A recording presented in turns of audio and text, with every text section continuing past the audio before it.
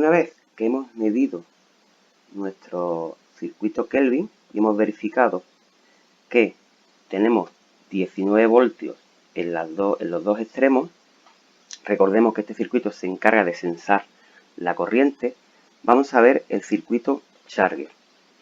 El circuito Charger es el que se encarga de generar el voltaje de carga de la batería y también se encarga de dar paso al voltaje de cargador o voltaje de batería, dependiendo de cómo estemos trabajando. Cuando tenemos el voltaje de cargador, este circuito hace que el voltaje de la batería no entre en el equipo, en la misma línea donde está trabajando el voltaje de cargador, y cuando quitamos el conector de alimentador del cargador, da paso al voltaje de batería, para que el ordenador pueda seguir trabajando. Los responsables de generar el voltaje de batería son estos dos MOSFET, que son activados por varias salidas de este circuito Charger, que en el momento en que activan sus puertas van conmutando muy rápidamente. Esto tenemos que medirlo con un osciloscopio, y cargan y descargan magnéticamente esta bobina, haciendo que a la salida de la bobina tengamos una tensión en continua de entre 8 y 14 voltios.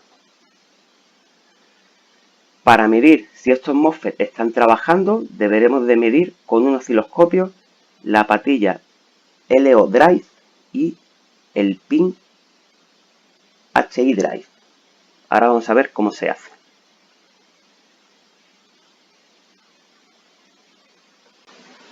Aquí vemos nuestro circuito Charger, el U2, y aquí vemos los dos MOSFET y la bobina. Vamos a medir con un osciloscopio la puerta de estos dos MOSFET para saber si están trabajando. Vamos a medir la puerta de los MOSFET. Vamos primero a medir la puerta del MOSFET inferior Q1063 y vamos a ver en el osciloscopio qué señal nos da. Esa señal nos indica que el MOSFET está trabajando. Vamos a capturarla.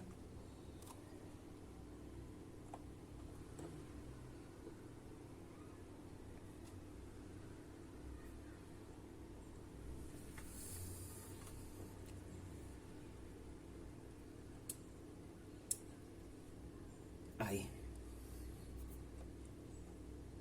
Esta señal nos indica que el MOSFET inferior está trabajando, está conmutando. Ahora vamos a ver la señal que nos da en la puerta del MOSFET superior Q1030. Esta es la captura de la puerta del MOSFET superior. También vemos que está trabajando sin problema.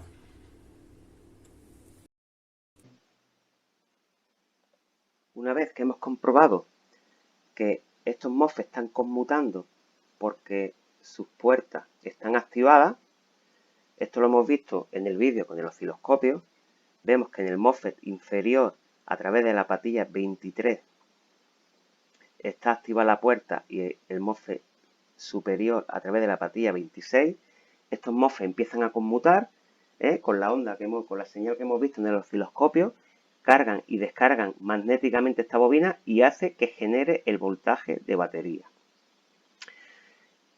También comentar que este circuito también tiene un circuito Kelvin.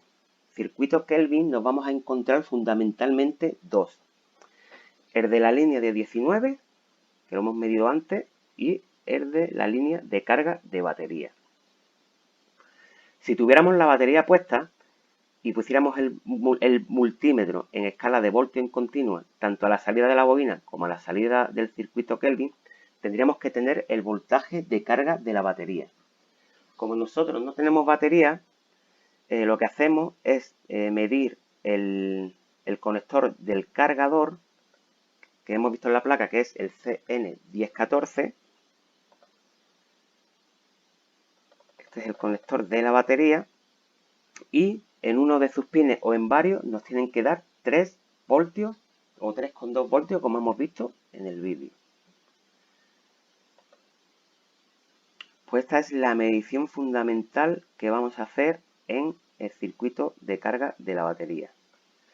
Si no tuviéramos estos MOSFETs conmutando, pues habría algún problema, tanto o este circuito estaría mal o alguno de los componentes periféricos que componen este diagrama. Siempre hay que determinar cuando tenemos un cortocircuito si es un problema de fuente, que sea este integrado, este IC el que está mal, o un fuente o un problema de carga, que fuera alguno de los componentes periféricos o de algún elemento o circuito que se alimente de esta tensión. Ya explicaremos cómo aislar el circuito de fuente y de carga en otros vídeos más adelante.